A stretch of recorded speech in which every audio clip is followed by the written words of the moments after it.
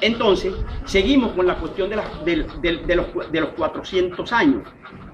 Entonces, aquí en Barinas, hasta que esa señora no vaya a ese archivo que estaba allá donde iban todos los documentos que se producían en relación con América, y la fundación de un pueblo era algo de una importancia capital, porque los pueblos que se fundaron fueron la base del proceso de colonización, ¿verdad? Ajá, y en la base de ese proceso de colonización estaba el proceso de poder, el proceso de entronización, el proceso de dominación del imperio sobre estos pueblos. Entonces ella ya consiguió la copia, que no era, hay gente que dice que consiguió, no, el acta no la consiguió.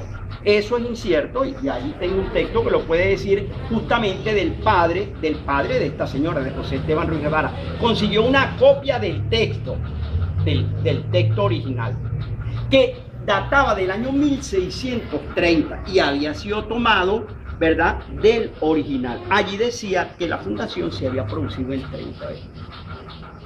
Bueno, ella agarró sendas copias, dirigió una al Consejo Municipal del distrito, a quien correspondía, a la Academia de Historia y a otras instituciones que tenían que ver de una manera administrativa y política con el hecho. Y a partir de ese momento se comienza a celebrar el 30 de junio. Esperemos que no aparezca otro por allí con alguna cosa y nos mande. Pero eso es la historia. Y la historia está sujeta a cambio, y la ciencia está sujeta a cambio, ¿verdad? Entonces, la diatriba de que yo les vengo hablando se produce cuando un señor como José Esteban le dice a esta gente, por las razones que fueran, y argumentando cosas que tienen carácter político y que a ustedes no le vienen, que probablemente los señores estén, ¿verdad?, en condiciones de...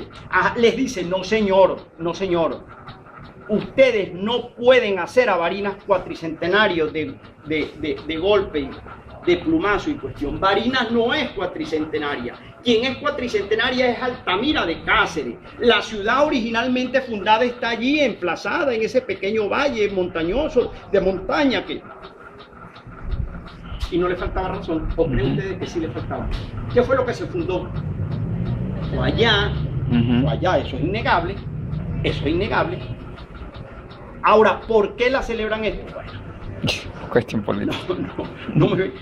Allí entran en consideraciones cuestiones de orden político, que vuelvo y repito, no voy a incorporar porque llegaríamos hasta mañana a esta misma hora. Yo soy muy disperso, y además ustedes probablemente iban a decir, este señor lo que vino fue, ¿verdad? Y yo quiero que ustedes se lleven una buena impresión, y que por lo menos que lo que yo les diga despierten ustedes la inquietud para investigar y les mueva. ¿Por qué? Porque es su tierra, porque es su ciudad, porque estas son sus raíces.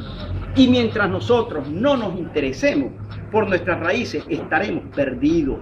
Dicen que quien no conoce su historia, que está aquí, está obligado a repetir los errores y a incurrir, ¿verdad? Y mientras no haya afecto, mucho menos va a haber otras cosas que forman lo que se llama ciudadanía, que se llama civilidad, que se llama identidad, y que tienen que ver, como él dice, con el arraigo, con la pertenencia, con el sentido de pertenencia, ¿verdad? Entonces, bueno, la diatriba es esa. A mí me parece superflua. Virgilio habla de la Barinas cuatricentenaria. José Esteban dice que hay una sola ciudad cuatricentenaria, que es Altamira de Cáceres. Yo digo que eso realmente le agrega poco a la historia regional de Barinas. ¿Qué pudo pasar? Qué bueno que interpretan quienes hacen a Barinas cuatricentenaria que la ciudad se trasladó. Fíjense ustedes este fenómeno. En 1577 se funda. Allí aquí está Altamira, hacen un cuadrilátero, esta es la Plaza Mayor, ahí llega, ya lo van a oír de viva voz, meten un tronco aquí, el fundador da con la espada, y bueno, y dice unas palabras allí, y le dice, mire, usted va a tener aquí este solar aquí, o mañana le vamos a todos le vamos a dar su solar, ajá. Y estos son los vecinos y este es Altamira. Pero las condiciones eran duras, porque esta gente venía a fundar una ciudad a la usanza europea. Y aquí lo que conseguían era una sociedad totalmente diferente, donde el concepto de ciudad no entraba en la consideración de los aborígenes, ¿verdad? De esos primeros pobladores. Allí comienzan los primeros problemas, pero fundarse de por sí es un problema. Pero si una gente le da una parcela por allí a 30 kilómetros y con las heladas así muy alegre, va toda la familia y todo, y aquí vamos a sembrar y yo aquí, papá, y usted me va aquí yo voy a tener los cochinos. Y la muchacha dice que coño, ya yo me voy a casar y entonces aquí me vas a dar para yo montar una vaquera. Pero al menos, ya los zancudos, la plaga, las culebras, yo no sé qué, ya todo el mundo está pensando cómo, no, ya nadie va. Y a los 6 meses ya está buscando cómo vender o cómo zafarse porque es una carga para él. Mira lo que gasto, venir para acá, yo no sé qué viene que te... Ahora imagínate fundar una ciudad. En 1628, si restamos de 1628, 1577, yo no sé cuánto da, pero el 77 al 1600 son 23 años y 28 más. Entre 1600 y 1628 es 51. Ya a los 51 años, un señor que se llama Juan Pacheco Maldonado, porque para el historiador, que no soy yo historiador ni poeta, vieron que dice poeta, no crean eso. Yo de poeta no tengo, pero ni los pelos que ya se me cayeron. Esas son cuestiones que la gente le dice a uno y le endilga y uno tiene que cargar con esos zambenitos, ¿verdad? Ajá, a los 51 años Juan Pacheco Maldonado se trajo la ciudad de allá para Altamira, otro valle, el Valle de Moromoy, allí donde está Barinita, ¿verdad? ¿Por qué se la trajo? Bueno, porque las condiciones eran adversas, ni siquiera habían podido establecer una iglesia, que para ellos tenía mucho valor, una iglesia en condiciones adecuadas. Lo que había eran 4 horcones y un poco de paja por encima, esa era la iglesia. Y el cura venía, bueno, de Mérida cuando las circunstancias, ¿verdad? Y las condiciones eran adversas. Y la gente se moría de no sé qué cosa. Y a la gente le daban unas calenturas que... Entonces se vinieron de allá, se vinieron para Barinita. El cuento no lo echa nadie, pero con toda seguridad, y eso forma parte más de la crónica que de la historia, debieron quedarse allá algunos. Yo no me voy, diría algún viejito, que para esa época no se necesitaba uno tener 80 años para ser un viejito. Para esa época, una persona de 40 años era un viejo ya. Entonces, bueno, no, yo no me voy, que me voy ahí yo, que voy a buscar yo para allá. Lo que me falta para morirme es unos meses, a un año, yo para allá no me voy, aquí nací, yo me quedo aquí, o yo aquí he vivido. ¿Cuál es el problema? Entonces, alguna gente debió quedarse allá en Altamira.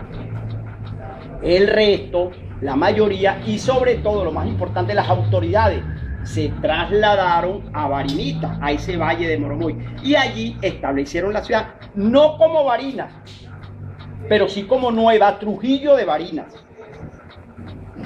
Fíjense ustedes que ellos utilizaron nombres españoles para las ciudades en buena parte de ellos. Barquisimeto es Nueva Segovia. ¿Por qué nueva? Porque allá hay una Segovia vieja, porque ellos consideran allá en España. Trujillo, allá hay una Trujillo en España. Entonces aquí fundaron una en 1556. Entonces esta aquí donde trasladaron a Barinita, Nueva Trujillo de Barinas. Y Barinas, hay una Barinas en España. ¿Sabían eso? Hay una Barinas en España. Con todos los años que, ¿te fijas? Y Pedraza, hay una Pedraza en España. Entonces ellos simplemente lo que hacían era, y si no acudían a ese expediente, acudían a la advocación del rey, de la reina, de un notable, de una virgen, de un santo patrón, ¿verdad? Entonces, lógicamente, porque esa era su cultura, esa era su manera de hacer las cosas, ¿verdad? Y así las hacían. Entonces la trasladaron allí, pero la gente allí tampoco estuvo conforme, allí en Barinita. Entonces, bueno, a pesar de que allí sí construyeron, parece que la cuestión de la construcción arquitectónica avanzó, ¿verdad? Y antes que terminara ese siglo, ya hasta un convento había allí en Barinita, de unos curas franciscanos que llegaron, ¿verdad? Y entonces había cierto desarrollo. Pero sin embargo, antes que finalizara el siglo XVII, 1628, ya la gente se había venido. ¿Por qué se habían venido? Porque allí ellos decían primero que había una plaga de bachacos que no la acababa, no había tatucito, ni había los venenos de, ¿cómo se llama?, de Monsanto. Entonces los bachacos casi que había que acabarlos, era mordisco, ¿te fijas? Entonces esa plaga de bachacos no se la quitaban encima y se comían todo, desde los sembradíos hasta, y atacaban, pues. Ustedes lo duro que pica un bachaco. Bueno, y también alimañas, víboras, cuestiones, Y entonces ellos, pero realmente lo que existía era que ya no estaba aquí. ¿Cuántos kilómetros hay de aquí a Barinita? 20 kilómetros hay de aquí a Barinita. Bueno, esto estaba aquí, pero esto era llano. Y aquí crecía el monte como orégano. Y aquí había pastos naturales. ¿Te fijas? Y sobre todo, el ganado vino al continente comenzando el siglo XVI, es decir, ya había ganado, ya había 100 y pico de años que había ganado, y el ganado se dispersó, amiga. Hay una capacidad de dispersión, de distribución de los animales sobre la superficie que realmente... Entonces, habían rebaños, había manadas de orejanos, de ganado suelto por aquí, por los llanos. ¿Y de quién era? Del que les pusiera la mano y les metiera una marca. Entonces esa gente comenzó a venirse y se establecieron buena parte, sobre todo las autoridades, se establecieron en Obispo. ¿Saben dónde queda Obispo? Sí. Perfecto, allí en Obispo es cerca, porque usted para pasar por Obispo, ¿qué hace? Nos vamos corriendo ahorita para allí, para los lados de Mijagua, y ahí atravesamos por la balsa, y ahí mismo estamos en Obispo, eso ahí mismito. Ahí establecieron sus propiedades y avanzó de tal manera Obispo, sobre todo por la clase de gente, propietarios y gente que eran autoridades. Pronto eso fue la villa de Obispo. Ya para 1711 se habla de primero fue viceparroquia, después parroquia eclesiástica y después villa de Obispo. Y existen los documentos donde ellos cada rato es una manera de decirlo, con Bogotá, porque esto comenzó a depender en mucha medida de Bogotá. Judicialmente dependíamos de la Real Audiencia de Santo Domingo, allí donde hoy en día lo que es la República Dominicana, pero por otras vías dependíamos por aquí judicial, económica, administrativamente de Bogotá.